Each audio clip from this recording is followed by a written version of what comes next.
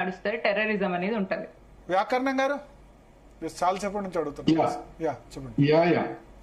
ఇక్కడ కొన్ని fundamentals basics మనం మాట్లాడక ముందర తెలుసుకోవాలి. యాక్సెషన్ ఆఫ్ కశ్మీర్ అనేది ఆర్టికల్ ఏదైతే మనకు ఉన్నదో అది పాకిస్తాన్ విడిపోయినప్పుడు ఇడ్లీ వడ సాంబార్ దొరకలేదని చెప్పి వేరే దేశం పెట్టుకోలే వాళ్ళు. మతపరమైన కారణాల వల్లనే పాకిస్తాన్ ఏర్పడ్డది. దీంట్లో మనం మొహమాటాలు వద్దు, ఎందుకంటే ఫ్యాక్ట్స్ ఏదైతే ఉన్నాయో దాన్ని మనం మార్చలేము. చరిత్రలో ఏదైతే ఉన్నదో చెప్పి తీరవలసిందే. సో ముస్లిం దేశం కావాలి అని వాళ్ళు అడిగినారు, ఏమైనా చేసినారు, అందుకని వాళ్ళకి అప్పగించబడ్డది ఆ ప్రాంతం. సో ముస్లిం ఫ్యాక్టర్ ఏదైతే ఉన్నదో, ఇస్లాం ఫ్యాక్టర్ ఏదైతే ఉన్నదో అది బలమైన ఫ్యాక్టర్. దీంట్లో మనం ఇస్లాం కాదండి అందరు ఇదేనండి అలా ఉండదు. అయితే ఇండియాకి సంబంధించినంత వరకు వాళ్ళు పాకిస్తాన్ లో వాళ్ళు ఏమైనా చేసుకోవడం నాకు సంబంధం లేదు. ఇండియాకి సంబంధించినంత వరకు as long as we are in India, భారతదేశంలో మనం పౌరులైనంత వరకు భారతదేశ రాజ్యాంగము, భారతదేశ వ్యవస్థ, భారతదేశ గవర్నమెంట్, భారతదేశ ప్రజలకి వాళ్ళు కట్టుబడి ఉండాల్సిన, గౌరవంగా ఉండాల్సిన బాధ్యత నా మీద, నీ మీద, ఎవరి మీద ఉంటది, ఇంక్లూడింగ్ ముస్లిమ్స్ ఆల్సో. వాడు గనక ఎవరైనా గనక, నేను గాని, నా చుట్టాలు గాని, నా తెలిసిన వాళ్ళు గాని, నీ గాని ఎవరైనా గనక, ఇంక్లూడింగ్ ముస్లిమ్స్, వాళ్ళు చేసే కార్యక్రమాలు కనుక భారతదేశ సౌరవానానికి, తర్వాత భారతదేశ ప్రజలకి అది వ్యతిరేకంగా ఉంది అంటే ఖచ్చితంగా మనం టెర్రరిస్ట్ అనాల్సిందే.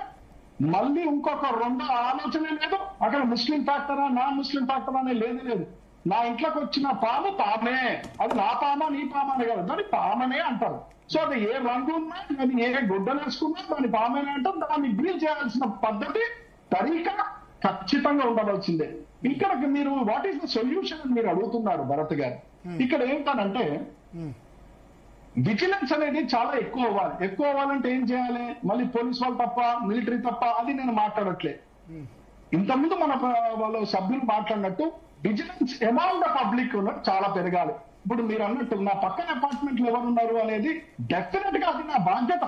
ఇది నేను ఒక చొక్కా కొనుక్కుంటా, నేను ఒక షర్ట్ కొనుక్కుంటా, ఆ షర్ట్ మీద మరకలు పడకుండా ఎట్లాగైతే నేను చూసుకుంటానో నా సమాజాన్ని, నా భారతదేశాన్ని కూడా అంతే జాగ్రత్తగా నేను చూసుకుంటా అనే ఆ స్పిరిట్ ఏదైతే ఉన్నదో, ఆ దేశ నేషనలిస్టిక్ థాట్స్ ఏవైతే ఉన్నాయో అది పెంపొందించే విధంగా ఇన్స్టిట్యూట్స్ లో కూడా ఉండాలి.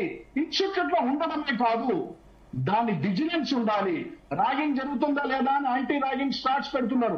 మరి టెర్రరిస్ట్ తయారవుతున్నారా లేదా యాంటీ టెర్రరిస్ట్ స్క్వాడ్ గ్రూప్ ను పెడుతున్నారా? కాలేజ్ లో పెట్టట్లేదు, ఇన్స్టిట్యూట్ లో ఎందుకు పెట్టట్లేదు? గేటెడ్ కమ్యూనిటీలో బయట కుక్కలు వస్తేనే బయటికి పంపిస్తున్నారే.